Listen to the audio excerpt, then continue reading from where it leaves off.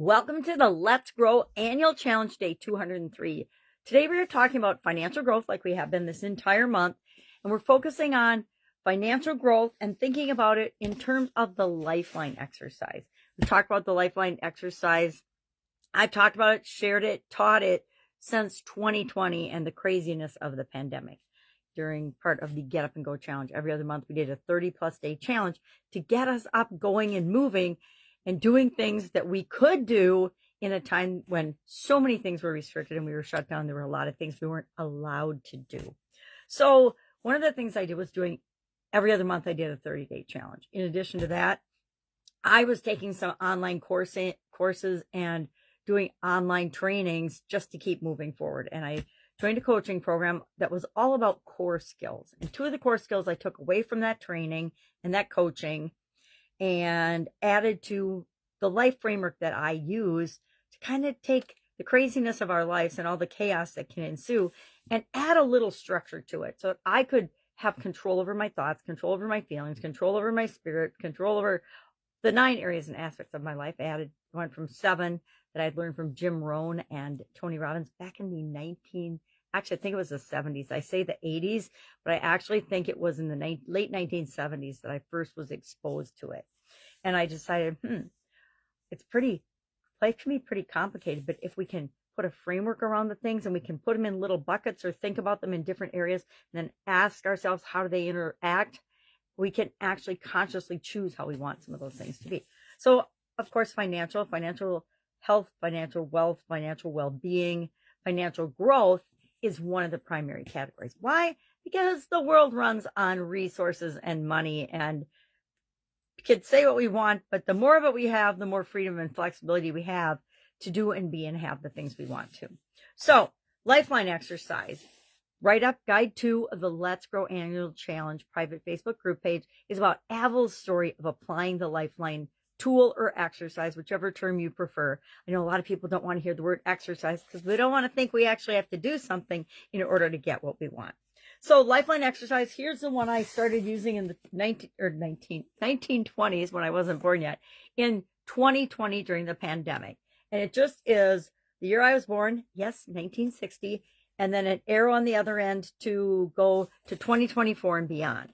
Now, it looks like in about 2020, during the pandemic, I stopped adding to this because it's not the most useful, best graphic I could possibly have.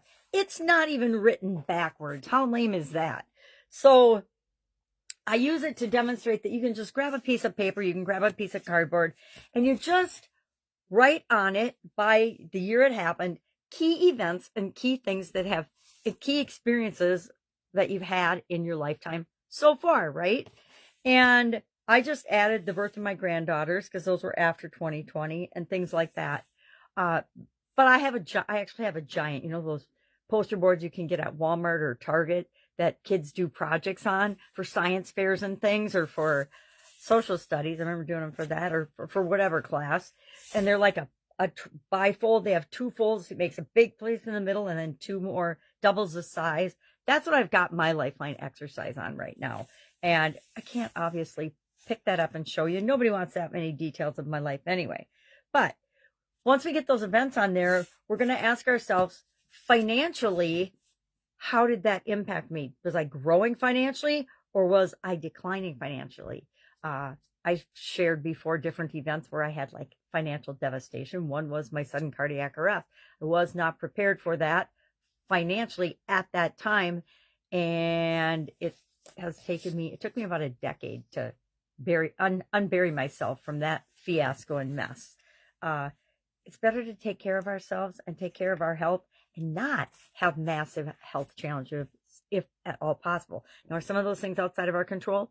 Why, of course they are. But if we control the things we can control, mainly the way we think about things, our stress, our mindset, our perspective, our belief in ourselves, our confidence, then we're more likely to have, and if we have a challenge, we're more likely to get through it faster and easier than if we didn't have some of these tools that we're talking about today.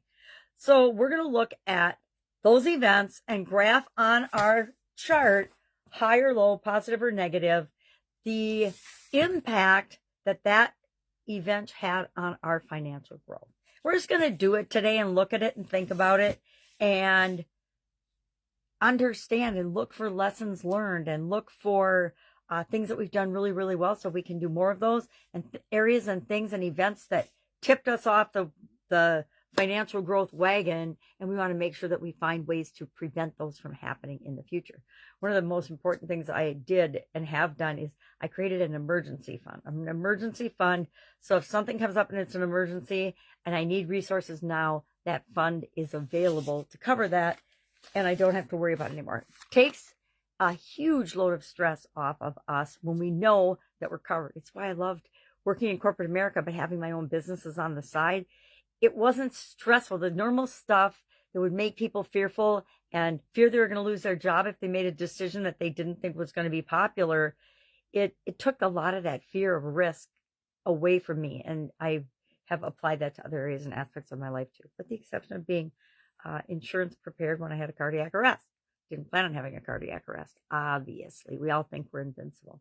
So our action item today is just to do this. Look at, and you've probably, if you've been doing the challenge with me this year, you've already got your lifeline mapped out. So it's just a matter of plotting on the financial growth impact onto your existing chart. But if you haven't, there's a lot of information in the Get Up and Go Challenge private Facebook group page, as well as the Let's Grow Annual Challenge private Facebook group page.